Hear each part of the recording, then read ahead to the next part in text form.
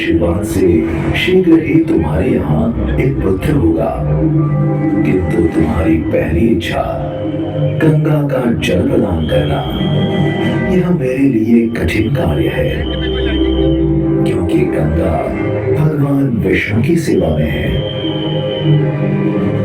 अतः तुम्हें भगवान विष्णु को प्रसन्न करके उनसे गंगा को धरती पर लाने की प्रार्थना करनी होगी।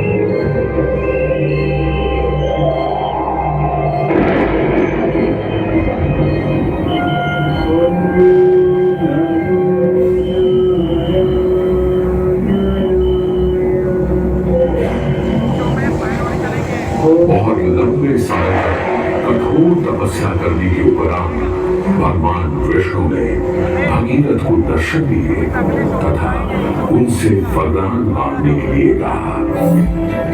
भगीरथ ने भगवान विष्णु से भी अपनी प्रार्थना दोहराई।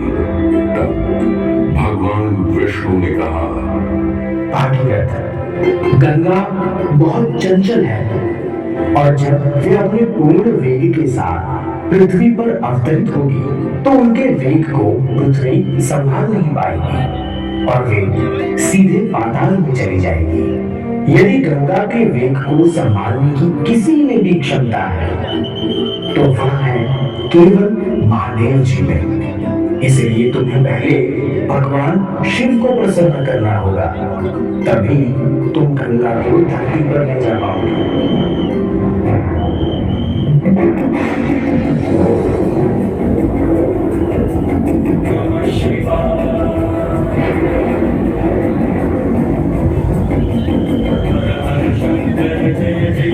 भगवान विष्णु से अनुमति मिलने के बाद भगीरथ ने महादेव जी की तपस्या की। उनकी इस कठोर तपस्या से प्रसन्न होकर महादेव जी ने उन्हें दर्शन दिए और बोले, हे परम भक्त, तुम्हारी भक्ति से मैं अत्यंत प्रसन्न हुआ। मैं अवश्य तुम्हारी मनोकामना को पूरा करूंगा, जिसके लिए मैं अपने मस्तक पर गंगा जी को धारण करूंगा। भगवान विष्णु ने गंगा से कहा, मृत्युलोक के कल्याण के लिए गंगा को धरती पर जाना ही होगा।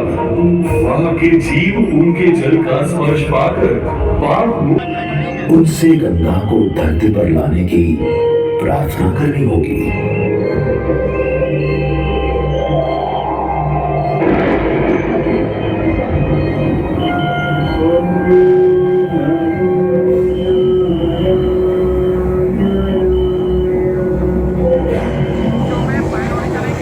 बहुत लंबे समय तक कठोर तपस्या करने के उपरांत भगवान विष्णु ने भगीरथ को दर्शन दिए तथा उनसे वरदान मांगने के लिए कहा।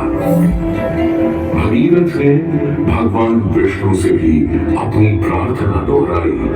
तब भगवान विष्णु ने कहा, भागीरथ, गंगा बहुत चंचल है और जब वे अपने पूर्ण वेग के साथ पृथ्वी पर अवतरित होगी तो उनके वेग को पृथ्वी संभाल नहीं पाएगी और वे सीधे पाताल में चली जाएगी। यदि गंगा के वेग को संभालने की किसी में भी क्षमता है तो वह है केवल महादेव जी में। इसलिए तुम्हें पहले भगवान शिव को प्रसन्न करना होगा, तभी तुम गंगा को धरती पर ले जा पाओगे।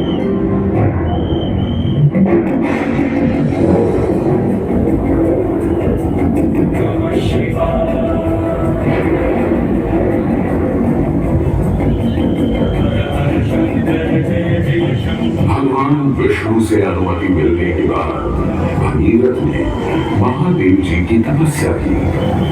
उनकी इस कठोर तपस्या से प्रसन्न होकर महादेव जी ने उन्हें दर्शन दिए और बोले,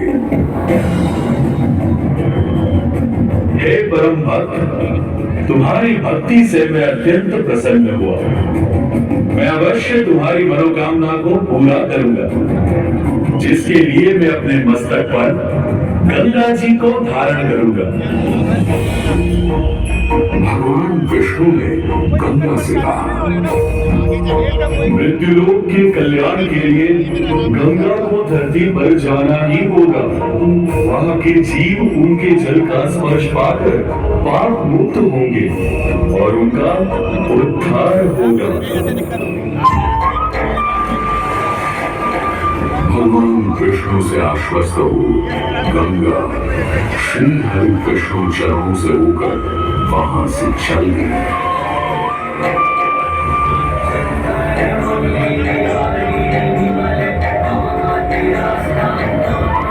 पहुंची जहां भगीरथ के पूर्वजों की आंख पड़ी थी। उस रात का गंगा के पवित्र जल से मिलन होते ही सगर के सभी पुत्रों की आत्मा स्वर्ग की ओर प्रस्थान कर गई।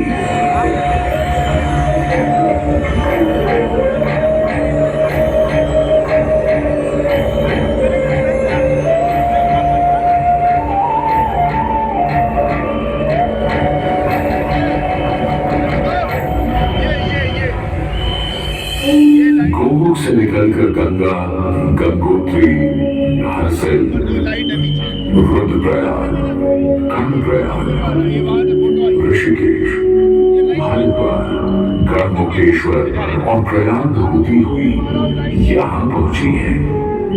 वाराणसी, काशी, शिव की काशी, जहाँ आकर वरुणा और असी से मिली है। अनगिनत धाम, असंख्य मंदिर, श्रद्धा, परंपरा और आस्था का केंद्र काशी, अविमुक्त क्षेत्र, जिसे गंगा के प्रवाह ने और अधिक प्रासंगिक बना दिया।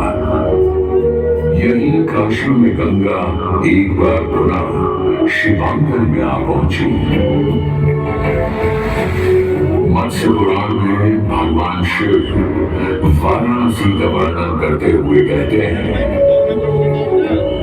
वाराणस्यां नदीं सिद्ध गंधर्व सेविता प्रविष्टा प्रपथा गंगा तस्मिन् क्षेत्रे मम प्रिये। अर्थात हे प्रिय, सिद्ध गंधर्वों से सेवित वाराणसी में जहाँ पुण्य नदी त्रिपथगा गंगा बहती है, वह क्षेत्र मुझे प्रिय है। आइए सब मिलकर मेरे साथ बोलिए, हर हर महादेव।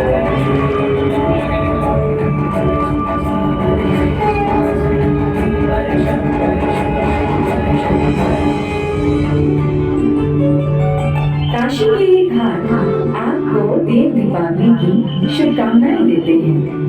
यहाँ प्रज्वलित अनगिनत दियों की रोशनी सा उज्जवल रहे आपका जीवन, यही मनोकामना करते हैं। जिस पोजीशन पे आज ये है, उसी पोजीशन पे ये रहेगी।